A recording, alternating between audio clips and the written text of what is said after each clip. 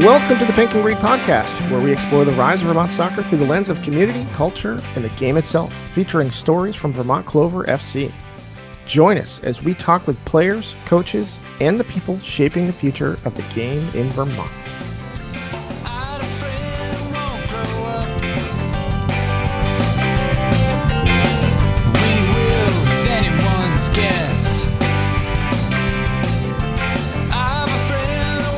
This is the Pink and Green Podcast. I am AJ, and he is Chris. Chris, how are you today? I'm doing great, AJ. I've been wanting to say this one specific thing. I've been just, every time I see you, I want to call you Alan James Jr. because it makes my heart a little happy. Nice. So I've been thinking about that for like the last 15 minutes, and now I got to. So my world is complete. Oh, hey, there you go. I'm glad I could be here for you. What's going on with you today? I am, as you know, into 3D printing, and my wife found this really neat little project that I am printing right now. This is for a beach cornhole game. So you screw this little thing into the sand, and then we've got, instead of bean bags, they're just like little plastic pucks that you fill with sand, and then you can play cornhole on the beach, because we're going to be doing a little beach vacation coming up here for the 4th of July long weekend. That's awesome. This is a thing that humans like to do, is throw things at things and then keep score about it, right? Like, Right. How many games are basically exactly the same? Horseshoes, cornhole, quates, washers, just cube. Like, there's all sorts of like mild variations on let's throw things and then see how it is. I love it. And then I know you're very excited because USA World Cup, actually not just you, I think we're all excited because USA World Cup is tonight. Yeah, 10 o'clock. Yeah. And so this is a thing that's happened. I'm wearing my USA shirt right now. My full outfit is not this. It's like an American flag tank top thing, which needs to be seen to be truly appreciated. It is awesome. But I get into it, man. Look, why not? If you can't get excited about the US team playing and winning, and like, if you can't live and die by that for 2 hours, like, I don't know. What are we doing here? Is your family absolutely mental for the sticker book too? No, because I have girls. And they're not nearly as excited about sticker collections for athletes as, I mean, they like stickers, especially Luna, but not the Panini sticker book. This Panini sticker book has somehow ignited some sort of like nostalgic thing in my wife, and she is absolutely crazy about getting stickers. And we've been having a fun time doing that. We've probably spent way more money on buying stickers than we probably should have, but that's how we play the game, and we usually go big on anything that we do. And we have a huge pile of stickers actually sitting on the printer behind me that we need to sort and get into that Panini book. We're really looking for some black border ones because those are money. Really? Okay. Yeah. Maybe that's a whole different podcast, because we should probably introduce our guest before we go down the rabbit hole of talking about Panini sticker collection. Well, I am very excited. Today we are joined by Vermont Clover Women's head coach, Aubrey Ouellet. Aubrey has spent more than 13 years coaching soccer in Vermont and in New England, building a reputation as one of the state's premier developers of young players and successful teams. She currently serves as the director of girls coaching at Queen City FC, and she oversees player development and coaching curriculum while leading several of the club's premier girls teams. At the high school level, Aubrey has been the head coach of the Rice Memorial Girls varsity soccer team since 2017.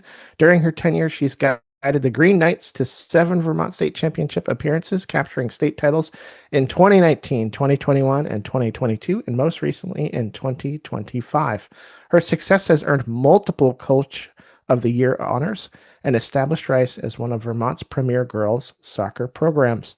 Before Rice, Aubrey coached at Burlington High School and has also worked with Vermont Olympic Development Program, helping identify and develop some of the state's top young talent in soccer. As a player, Aubrey was a standout goalkeeper at Bedford High School in New Hampshire before continuing her collegiate career at St. Michael's College, where she was recognized for her leadership and commitment to the program. And now she's bringing that same passion and experience and winning culture to the inaugural Vermont Clover women's team as we begin writing the next chapter of soccer in Vermont. Aubrey, welcome to the Pink and Green Podcast. Hey guys, happy to be here. That was quite the introduction, but I appreciate it.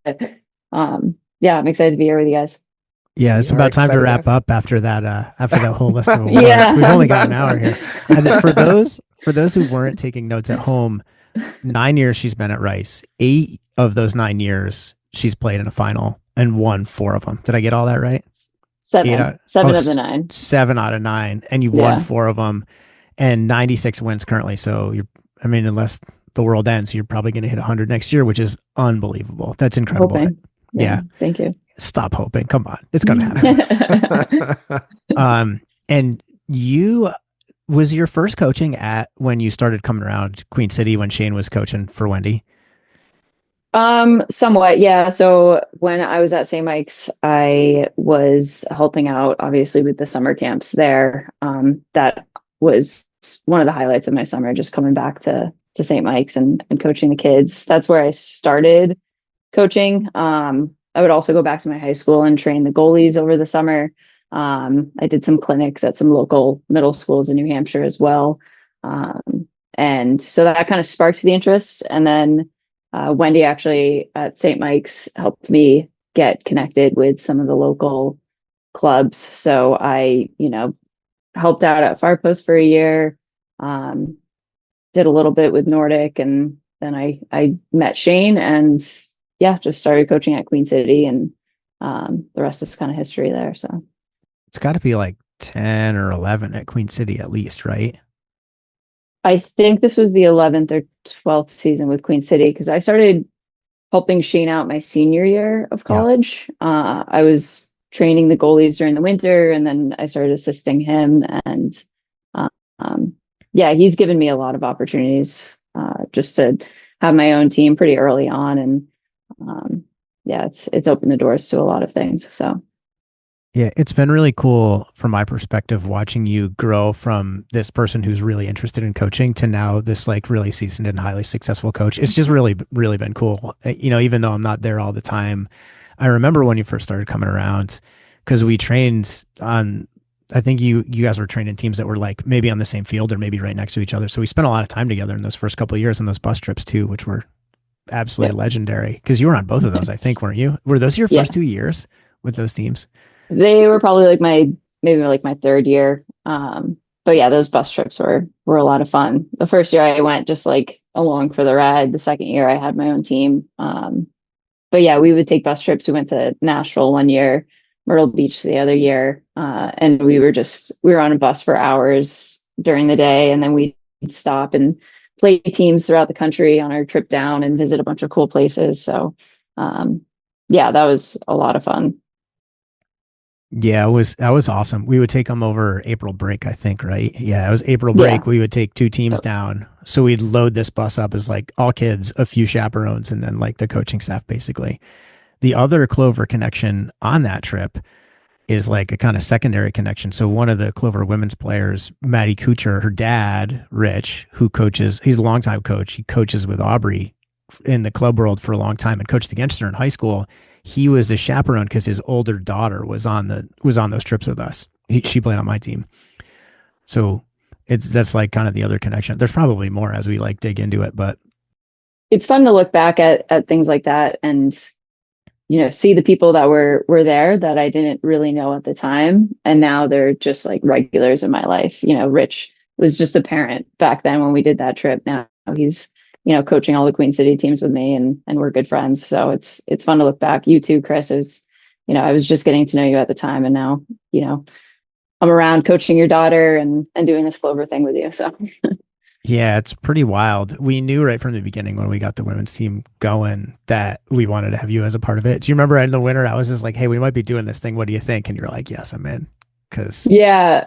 Well, it was funny. So you told me it was this winter. It was like before practice one day, and you told me you were thinking about starting a women's team, and you asked if I would be interested. And I was like, yeah, sure. And then I went onto the field and I looked at Shane and I was like, you wouldn't believe what Chris just said. He wants to start a women's team. I'll believe it when I see it. I just kind of made a joke about it. And then here we are like 4 months later, but I was like, here's Chris with another big idea. And, it actually came together, which is awesome.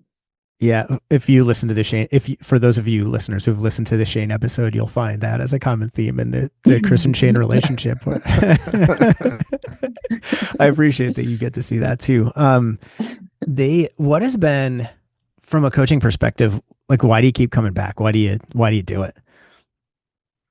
Honestly, the kids, I just have so much fun. The team building, the culture building, that's a part that I love. I love soccer too, obviously, but I think what brings me back is just being part of the team and being able to build those connections with the kids. I really enjoy that piece of it. So, Aubrey, for anybody listening to the podcast that's like meeting you for the first time, what's your soccer story? How did you kind of like fall in love with the game? yeah, my soccer story. So it started off a little rocky. I actually like to tell this story to a lot of the kids that I coach, but when I was in middle school, I actually got cut from my middle school soccer team, which was pretty embarrassing. But I like to say that I'm someone that likes to be told I can't do something because it actually motivates me a little bit more. So yeah, I was cut from the middle school soccer team, and then I was in class that same year, and we were writing letters to our future selves, like, so senior year of high school self.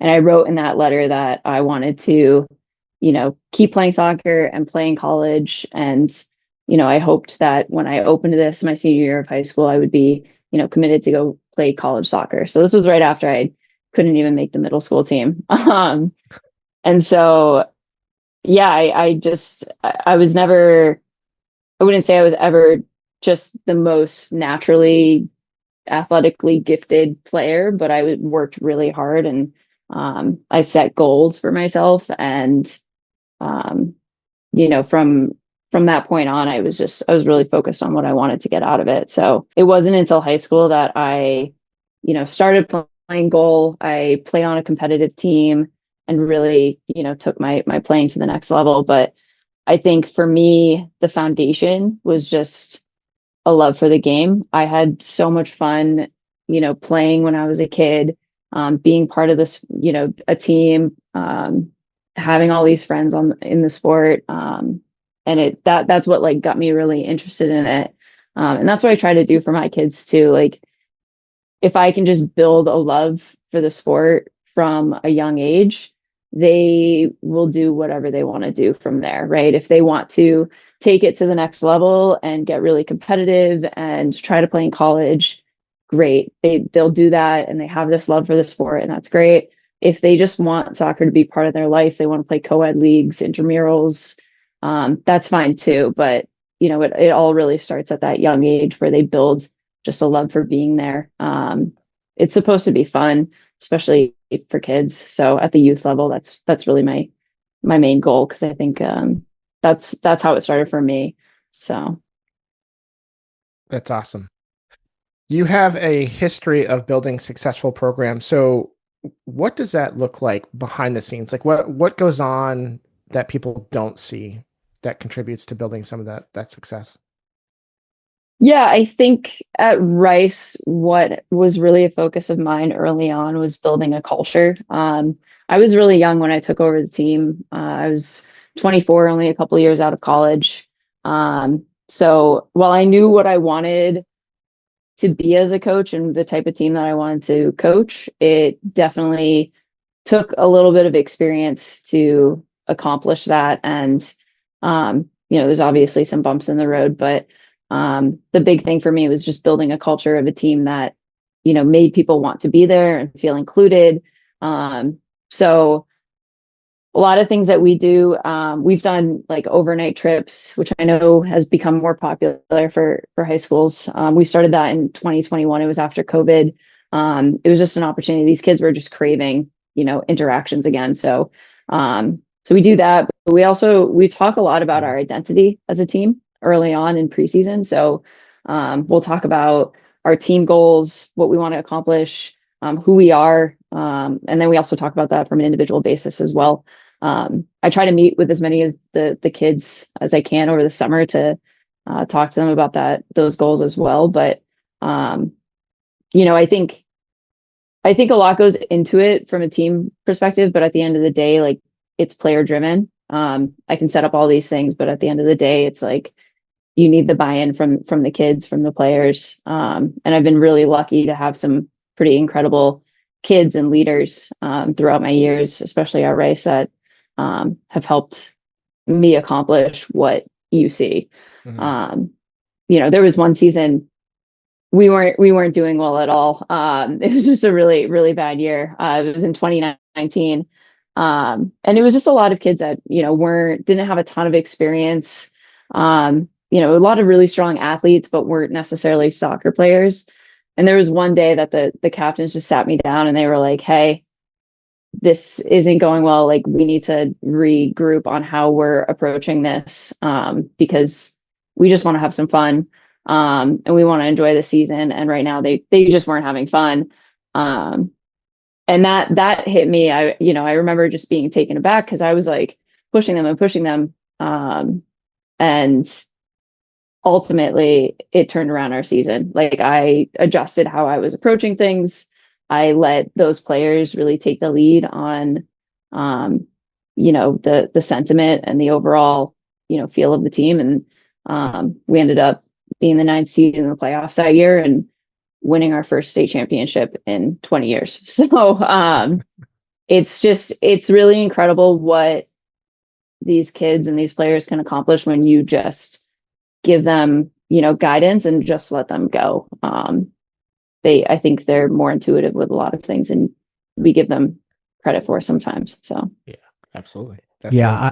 I want to do, first of all, that's incredible. And like, to coach nerd out a second, like where my head's at is on all this stuff too, to be able to create an environment that's so psychologically safe that your captains can be like, "All right, coach, we need to have this real conversation and it ain't working. And here are our suggestions." The level of trust that they have to have that you're not going to react in a certain way that is going to be worse for the team is incredible.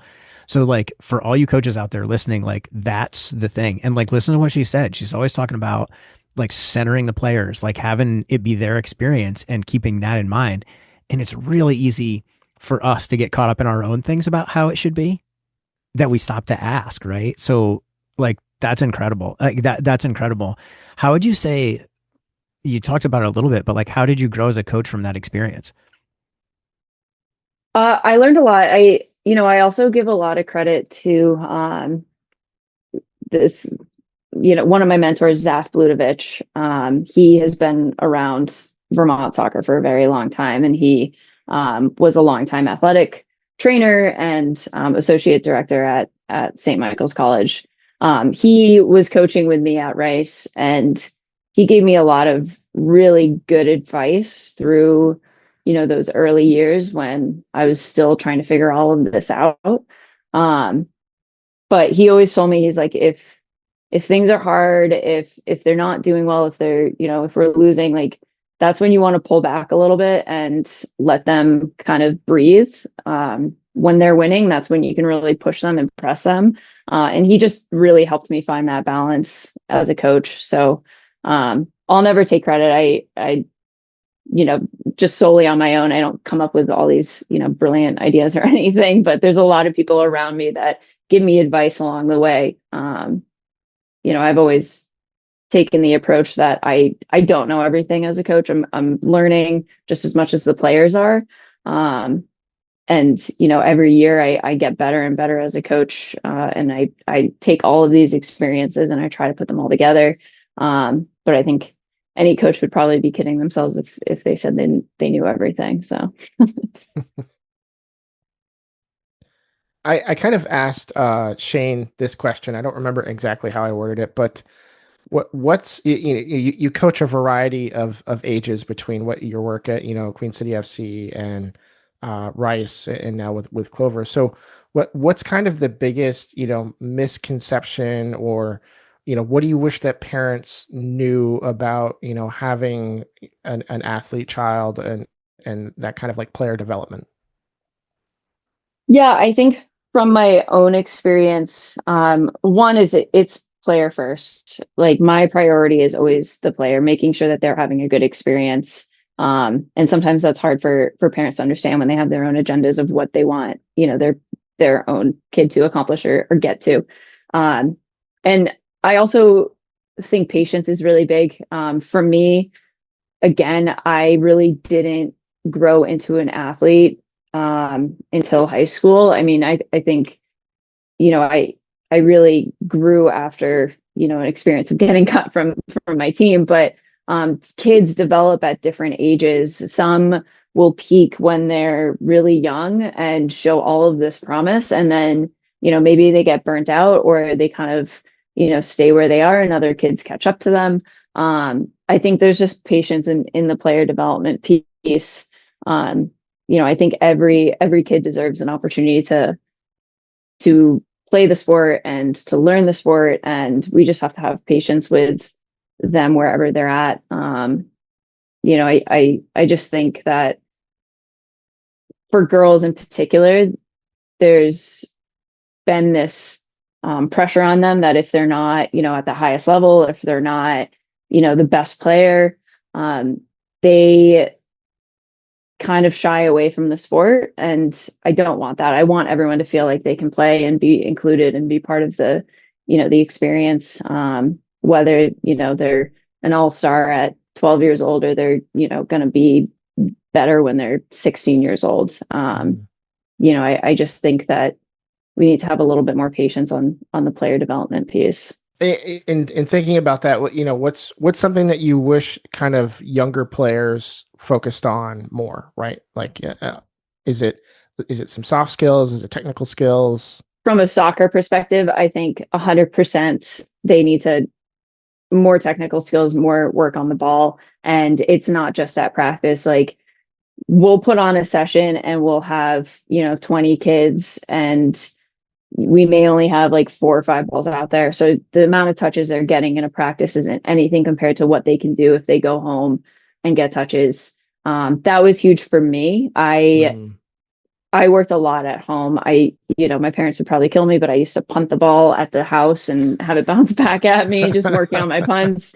I had a rock wall I would hit like a reaction ball off of. I would literally take a ball and just walk around the block, bouncing a ball in my hands. It's just the work that you do outside of practice is almost more important than what you're doing in practice. Just because you need to get those individual touches. I think so that's from like a soccer, specific. I think from a mental piece, I think we really need to build confidence on the girls' side. I think a lot of players don't have that confidence coming into playing. And if you look at the boys' side, the boys will come in with their confidence really high, and then you kind of have to bring them down a little bit. Girls are the opposite. They'll come in, they're nervous, they're scared to make a mistake. I just encourage them. Mistakes are okay. Go out there and play. And, if you make a mistake, we'll talk about it later, but don't be afraid to just play with confidence and go out there and enjoy it. And don't hesitate. So. Yeah, it's a thing that kids don't realize is like practice is not where it's happening. Practice is for the team because the team is there, and it's the however many hours you have a week for the team. And like you get better in that, but you're learning the game. But if you're not spending time on the ball by yourself, you're not actually going to be able to learn the game, right? You're just not. If you're thinking about what's this touch going to do, you're not going to be present in, okay, this is the shape I need to be in or what have you. And the thing, again, you talk about your story, it's just hard work, like hard work compounded. And I think you're so right about the confidence piece, right? Like it's about confidence and recognizing, look, it's a game of a million mistakes. It's going to happen. And yep, people are going to look at you and it's not going to feel awesome. But if you're not making mistakes, are you really trying hard enough? Especially in practice, you have to be able to push yourself to make mistakes. And again, what I really appreciate about what you do with the younger kids is you create an environment where like it's encouraged, like mistakes aren't necessarily encouraged, but like it's totally okay. Nobody feels that their standing in the team changes because they make a mistake of judgment or they make a bad touch or whatever. It just is what it is. Right. And that's, I think, so important for players to come in recognizing that. It's like, it shouldn't kill my confidence if I try this thing and it doesn't come off. It just shouldn't.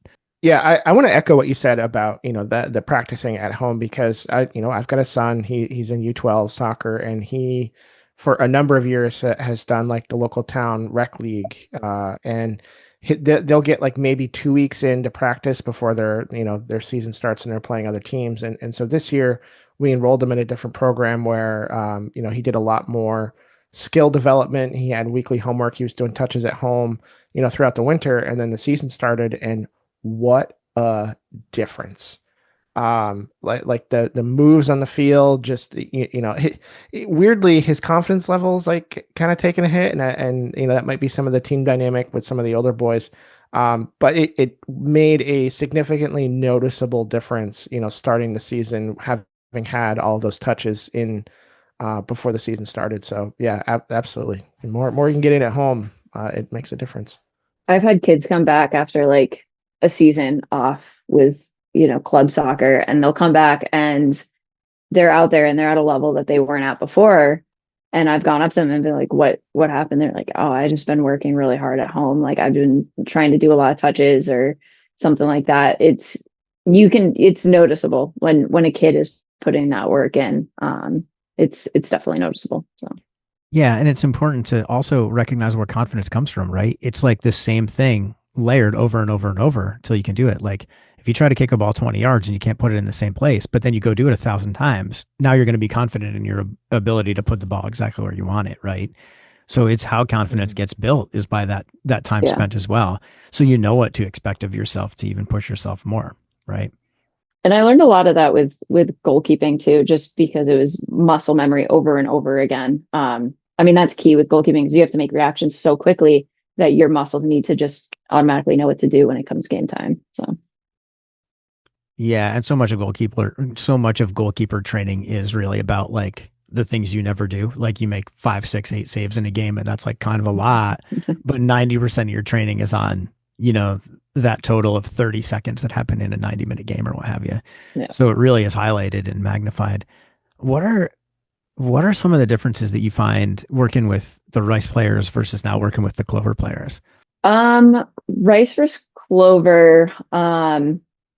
Rice is a little different because not all of the players coming into it are necessarily like quote soccer players. Mm-hmm. Sometimes we just get really strong athletes and we just help them get this experience out of soccer and use some of their skills on the field in creative ways. And I've seen, some of our most successful years were years that we had, primarily basketball players on the team that were just really fast and one could play goal and it was great. I think the difference with Clover that I've noticed is that these girls, they're soccer players. They know what they're doing. So you put them in a drill, you tell them what to focus on, and they go and they do it. You don't necessarily have to walk them through a lot of those concepts quite as much because they already have that foundation. It's really more just continuing to hone in on those skills or those concepts.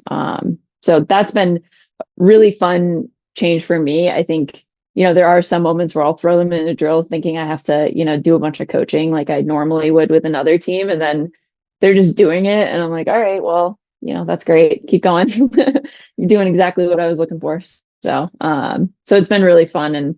And it's been a unique experience just to like coach at the college level. A lot of the girls that are on the team, I've actually coached against in high school. So it's funny to coach these girls that I, a few years ago was coming up with strategies to defend and to shut down. And now it's like, no, I want you to do this. Like, this is great.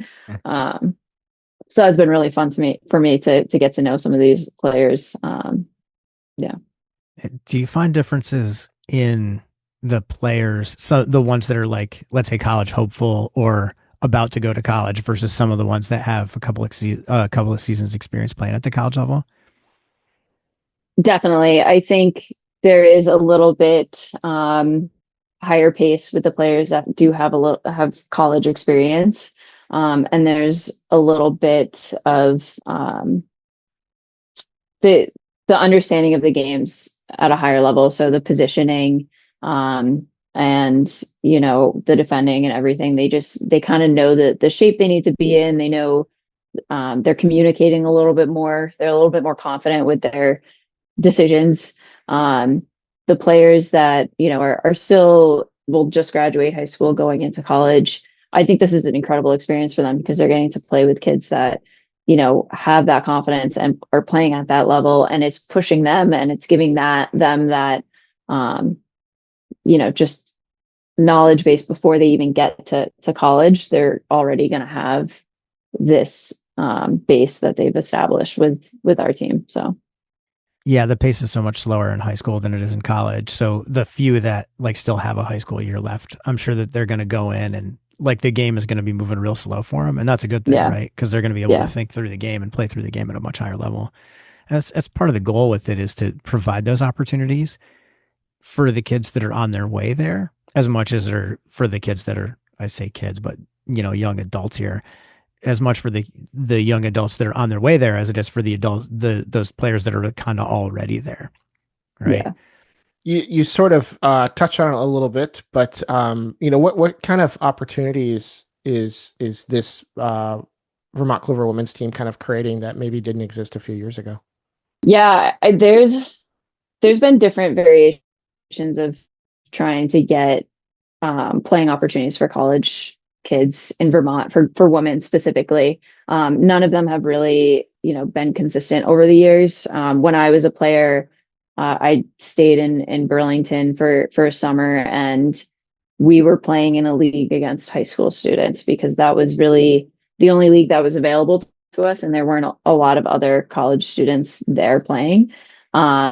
So having an opportunity to play with other college students over the summer is something that is what or was and is needed in Vermont. So it's really cool to see how much the game has grown since I was in school, since I was a player, to where it is now. And the coaches that we've brought in, Abby Turner is helping me out as well. She played at St. Make's with me, but she was saying the same thing. She didn't have an opportunity to play over the summer.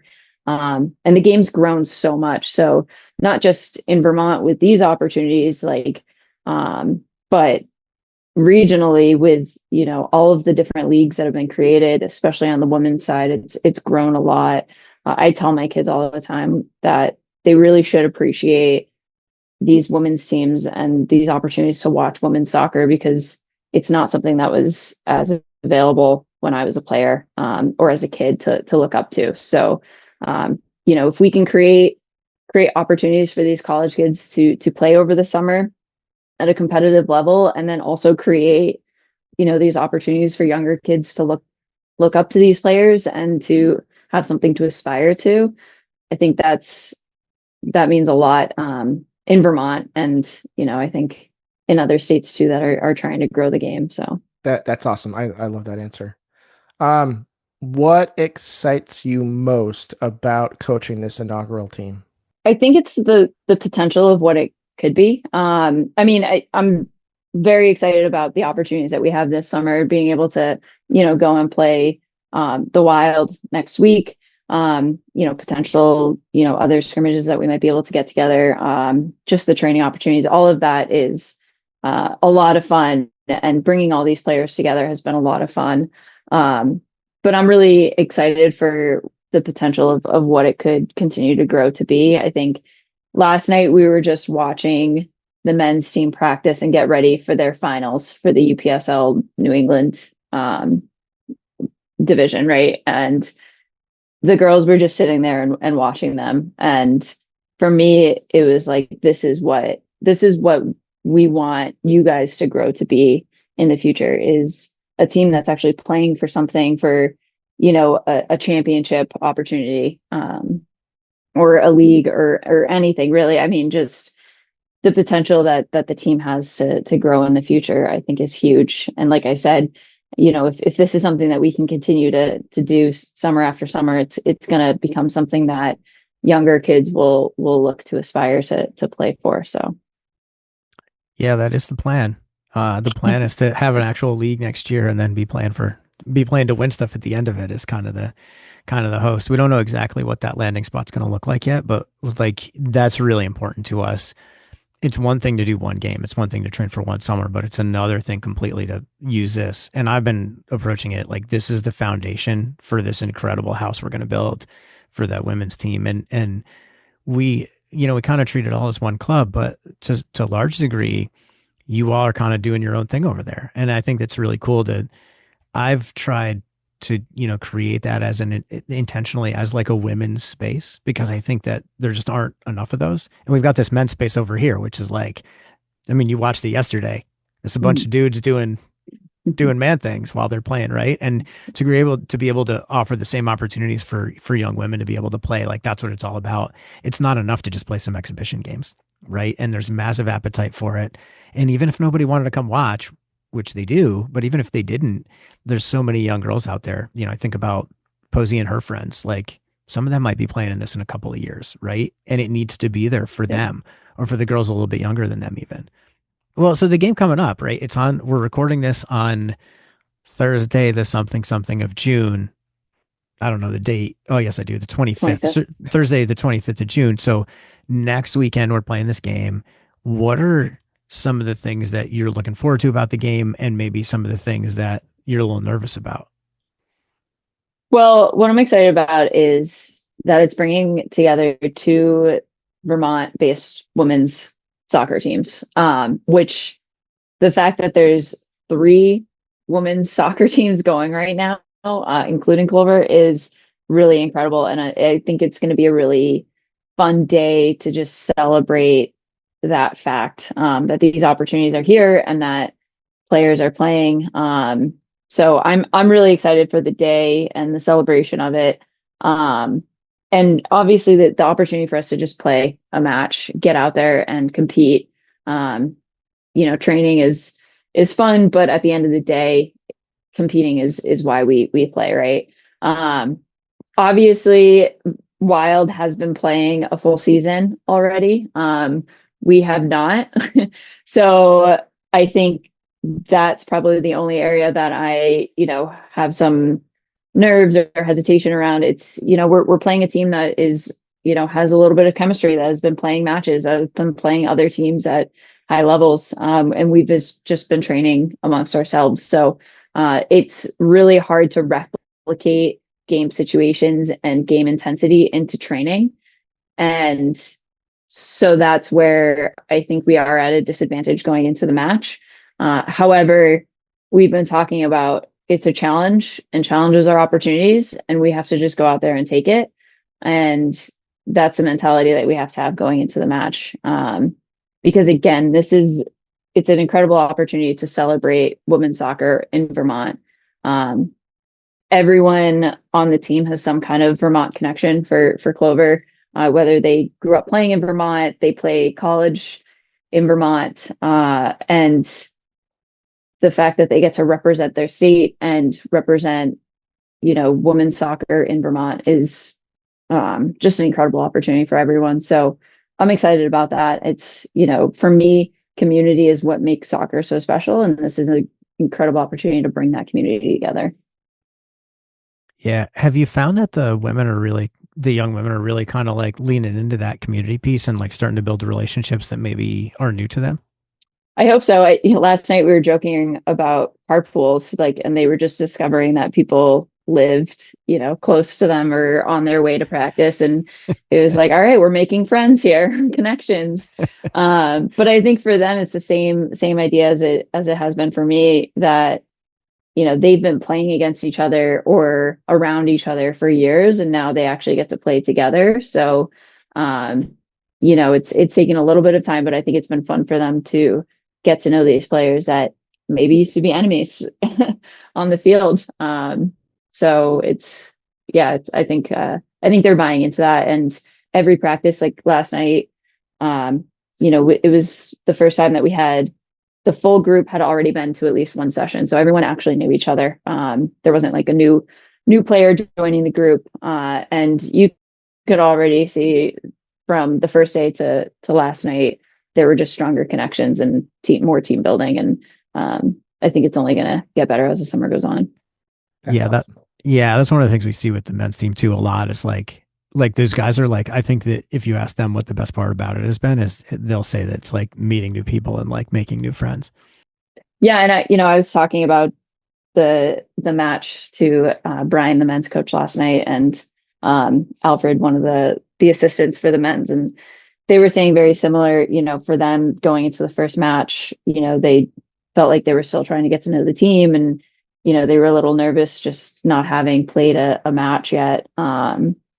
So kind of put me a little bit more at ease, just knowing that they've been in the same scenarios. And it's been great just talking to Brian and getting his insight on the experience that the men have had, and comparing that to where we're at. So that's been really powerful. But yeah, it's one of the things that I haven't talked a whole lot about, but one of the other intentions kind of in the background was that we would be able to create this community of coaches as well, right? There's between, Brian and Al and all those guys, there's 5 of them. And then there's 3 of y'all. Like there's 8 coaches right there, right? In all different places in their coaching journey with like a whole bunch of different backgrounds. And it's really cool that you all have that kind of those resources of each other, and my hope is that you all are like sharing numbers and kind of getting a little more integrated. And like that way, Brian's got an idea, he can bounce it off you, or like, you might have the same thing for one of those guys too, is kind of the thing that I was hoping would happen, like just as a consequence rather than me intentionally doing it. So maybe it's working a little bit. I've got a coaching related question I can throw at both of you since you're both tenured coaches. How do you balance being demanding versus being, supportive? That's a big question. I think it's also changed over the years. I think generationally has changed a little bit.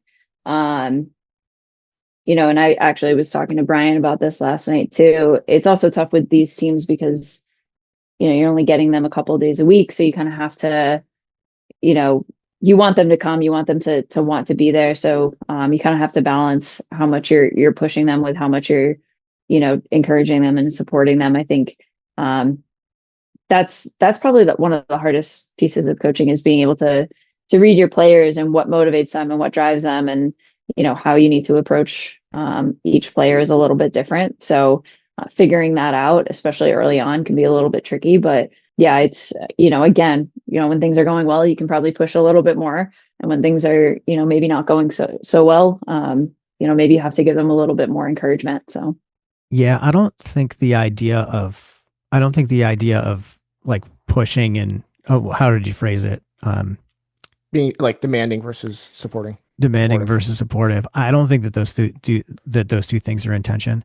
I think if players know that you care about them, right? And I've used this acronym before, but the River, if they feel relevant, important, valued, empowered, and respected, they're gonna feel important, and they're gonna feel valued, and they're gonna know that you care about them.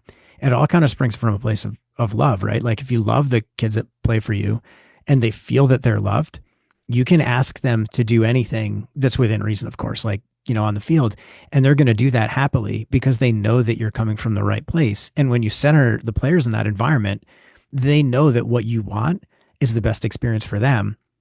So there's it's kind of like you got to build the trust as you're doing it. The other thing that I do with my teams is, especially my college team, again, because we see each other every day, right? Like it can be however you want it to be before you show up. But once we step inside the lines, like, and we use the circle, we get in the circle. Before the circle, you do whatever, like you're talking about girlfriends and your car and whatever you want to. But once we get to that circle, our focus needs to be on the people inside the circle and the things that we're going to do as members of this circle that exists inside the white lines. Now we're going to go out there and take chunks out of each other's shins all day long because that's going to help us get better. And if we all approach it with, my job here today is to make everybody around me better. We all have different roles in it, but that's my job today. We break the circle, we train, we end with the circle most of the time. And then once the circle is released, off you go. So to draw that clear distinction between, I can be like now during practice, except in truly exceptional circumstances, is not the time I'm like, I need to be your confidant about a thing, right? Now I may put my arm around you and say, hey, like, I understand you're having a bad day today. Here's a little attaboy, go get him, right? That happens sometimes. Yeah. Right. But the time for like the confidant piece of what we do, or the mentorship piece of what we do, is not when we're out there like doing the soccer. It's like all the rest of it. So being able to draw that clear distinction, and recognize that, you say things sometimes, and just probably less with women and more with women, they'll look at you and like, you can see the wheels working in their head and they're just like, swear word, go swear yourself. Right. And like recognizing that, like, to let them have that space in the moment and not necessarily have to deal with it. Right. And then afterward, hey, it seemed like you weren't so into what we had going on over there. Is that something we got to talk about or not? And if you've got the right relationship with them, they're like, yeah, no, we're fine. Or yeah, it is. And here's why. right? And being able to be vulnerable in that way. I see my own role not as above them, right? But with them. We're just all doing the shoulder to shoulder. I have a special role in the team. I set overall direction. I'm picking the lineups, whatever, planning the travel. That's just my role. It's no different. It's a different role, but the responsibility of it is no different than the person that scores goals or the person that saves goals or the person that's got to make passes or do the throw in or kick the free kicks or whatever. These are all just different roles that we assume. So I just don't think that the things are intention are in any time. I said intention, but I meant intention, like the pull. I don't think that the things are at odds at all. I think you can do both and all of it at the same time. And Gotcha. what I find is that the players that we work with, they want to be pushed. Like they want to feel like you're out there pushing them to the extent that you can push them. But like you said, there are certain times in the season where everybody just needs to be reminded that this is fun, Yeah. right? Yeah. Like this is fun. Guys, remember that this is fun. Sometimes it's on that 35-degree and pouring day in the middle of October coming up into a playoff game. Guys, you remember this is fun? All right, today, every time we score a goal, we're going to do the best celebration ever. And it's the silliest thing ever. And everybody has a good time. And nobody keeps playing because they hate it. They keep playing because it's fun. Yeah.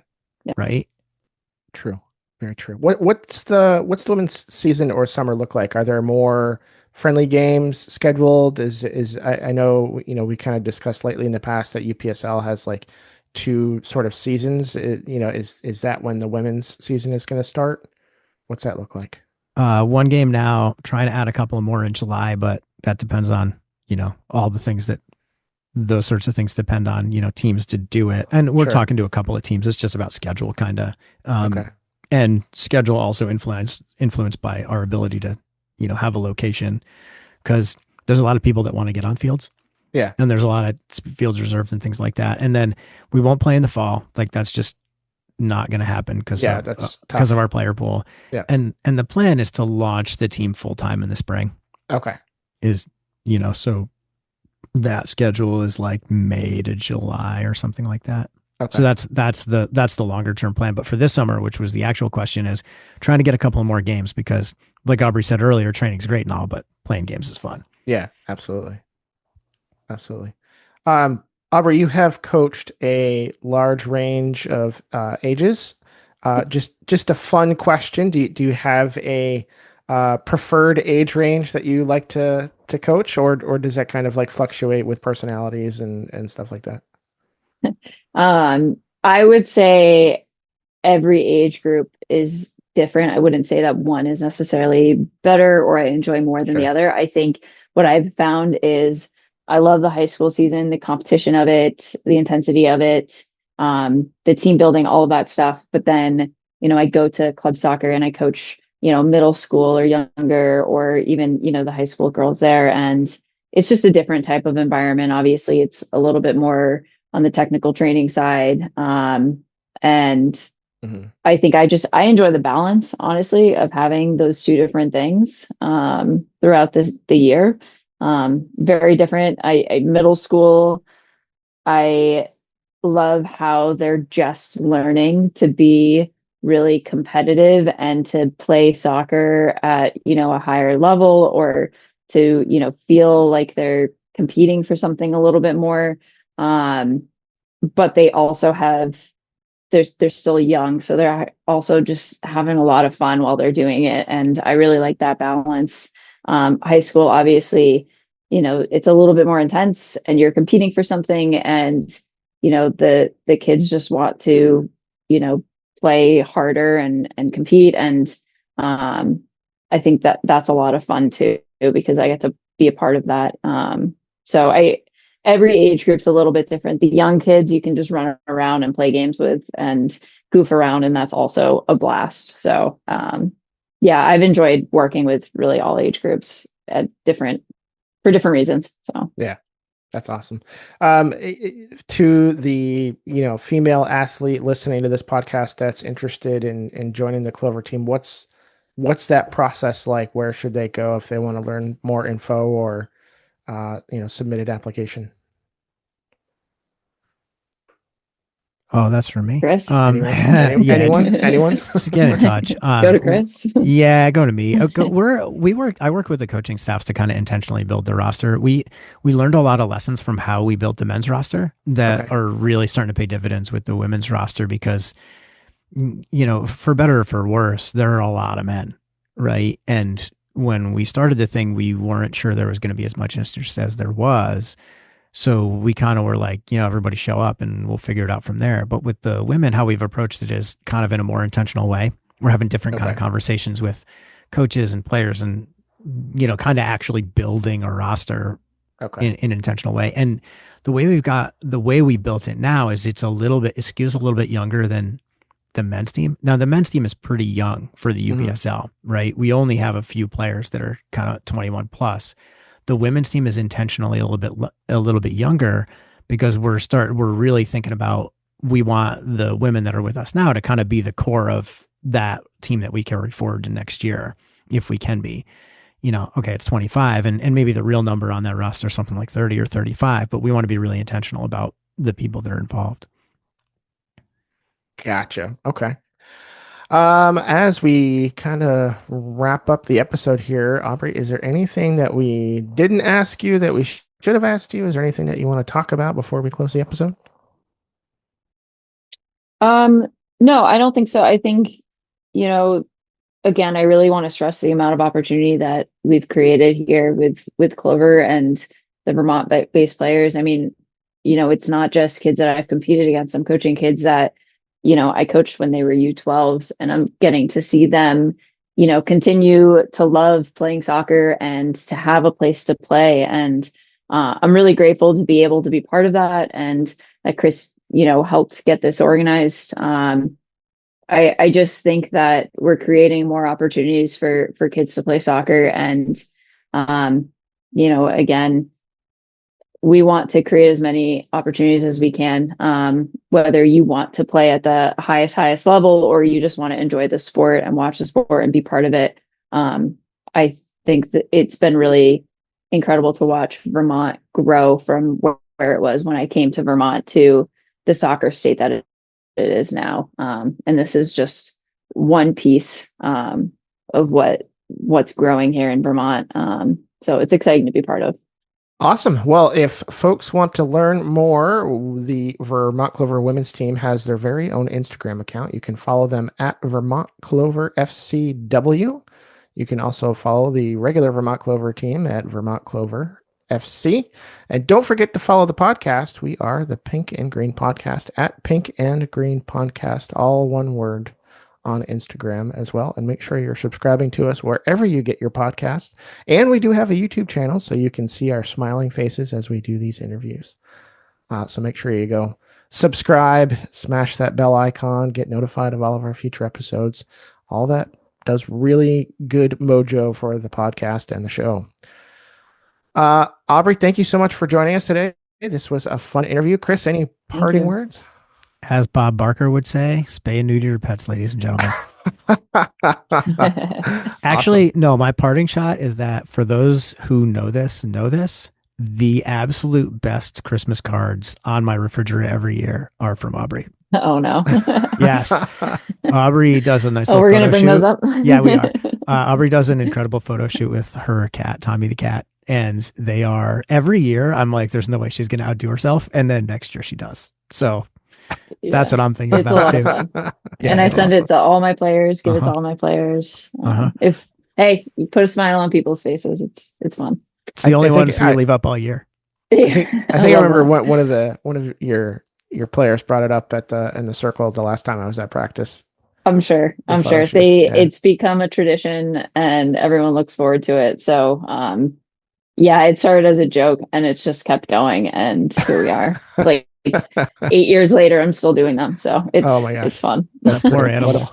Poor Tommy. That's awesome. Awesome. Well, thank you again, and we'll see you next time on the Pink and Green Podcast. See you later, folks. That's going to do it for today's episode of the Pink and Green Podcast. A huge thank you to our guests for joining us and sharing their story. If you enjoyed today's conversation, be sure to subscribe wherever you get your podcasts and leave us a review. It helps more people discover the growing soccer community here in Vermont. You can follow Vermont Clover FC and the Pink and Green podcast on social media for updates, match coverage, and behind-the-scenes content throughout the season. Thanks for listening, and we'll see you next time. Until then, keep supporting local soccer and keep the game growing.